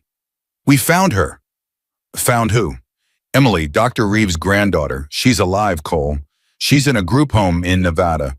Been there for 2 years under a different name. Chains cracked it last night. Cole's heart stopped. Are you sure? DNA confirmed this morning. She's alive. She's safe. And she's coming home. The reunion happened 2 weeks later. Dr. Reeves, Emily now 19, a young woman with haunted eyes and a trembling smile. Cole wasn't there for the actual moment. That was private, family only. But he was there for the dinner afterward. Emily sitting next to her grandfather, still not quite believing she was free. Thank you, she said to Cole. Dr. Reeves told me what you did, how you fought for Maya, how you helped bring down Shaw's network. I didn't do it alone. But you started it. You stopped when everyone else kept driving. Emily looked at Maya. You saved her, and because you saved her, you saved me, and who knows how many others. Maya grabbed Cole's hand. That's my daddy, she said proudly. He saves people. I'm not. Yes, you are. Maya's voice was firm. Stop arguing. Accept it. You're a hero. Cole looked around the table, at Reeves crying with joy, at Emily free at last, at Maya fierce and proud and everything he never deserved. Okay, he said quietly. Maybe I am. 5 years after finding Maya on that highway, Cole stood in the same courthouse where the adoption had been finalized. Different reason this time. Maya was beside him now, 14, tall and strong and more beautiful than ever. She was wearing the pink ribbon on her wrist, never took it off. In front of them, Judge Martinez smiled. "Mr. Brennan, I believe you have something to say." Cole turned to the woman beside him. Sarah, Dr. Reeves' daughter-in-law, Emily's mother. They'd met at the reunion dinner 3 years ago. She'd lost her husband in a car accident, same as Reeves. She'd spent years searching for her daughter. They'd found each other in the wreckage of their grief, built something new from the broken pieces. "Sarah Elizabeth Reeves," Cole said, his voice steady. "Will you marry me?" Sarah laughed through her tears. "You already asked me that 6 months ago." "Yeah, but this time I'm asking in front of a judge. Makes it official." "Yes," Sarah said. "Yes, I'll marry you again, forever, as many times as you ask." Judge Martinez banged her gavel. "Then by the power vested in me, I now pronounce you husband and wife. You may kiss the bride." Cole kissed her. Maya cheered. The courtroom erupted. Hammer led the applause. Widow was crying again. Stone just nodded, satisfied. They'd come a long way. All of them. That night, Cole stood on the porch of their new house, bigger than the old one. Room for Sarah, room for Emily when she visited, room for the family they'd become. Maya found him there. "Daddy." "Hey, baby girl." She wasn't a baby anymore. 14, growing up too fast, but she'd always be his baby girl. "Tell me the story again." "Which one?" "The one about the highway, about how we found each other." Cole smiled. They'd told this story 100 times, but it never got old. "Well, it was early morning. I was riding my motorcycle trying to outrun my ghosts, and then I saw the skid marks. Heard a voice calling for help. Found a little girl lying on the road bleeding and terrified. And she looked at me with those big brown eyes and said, 'Please don't hurt me. I can't move.'" Maya finished. "And I promised I wouldn't. And I stayed, and I fought, and I found something I didn't know I was looking for." "What was that?" Cole put his arm around her, looked at the stars. "A reason to live, a reason to be better. A daughter who taught me that even the most broken people can be fixed if someone loves them enough." Maya leaned into his side. "You taught me that too, Daddy. That's why I'm going to do the same thing someday. Find broken people, help them heal, give them the chance you gave me." "You're going to change the world, Maya Grace. Only if you help me." "Always," Cole said. "Always." They stood there together, father and daughter, survivor and savior, two broken people who had found each other on a lonely road and built a family from the wreckage. Somewhere out there, Cole liked to think Lily was watching, smiling, proud of the man he'd finally become. And somewhere deeper in a place he rarely visited, Cole finally forgave himself for the years of absence, for the funeral he'd missed, for all the ways he'd failed. He couldn't change the past, but he could shape the future, one act of courage at a time, one promise kept at a time, one daughter loved at a time. This was his redemption. This was his second chance. This was his story, and it was only just beginning. Because sometimes the most powerful thing a person can do is stop running, kneel beside someone who's hurting, and say the words that change everything. "I'm not going to hurt you, I'm here to help, and I'm not going anywhere." Cole Brennan had spent 58 years learning how to survive. It took a 9-year-old girl on the side of a highway to teach him how to live.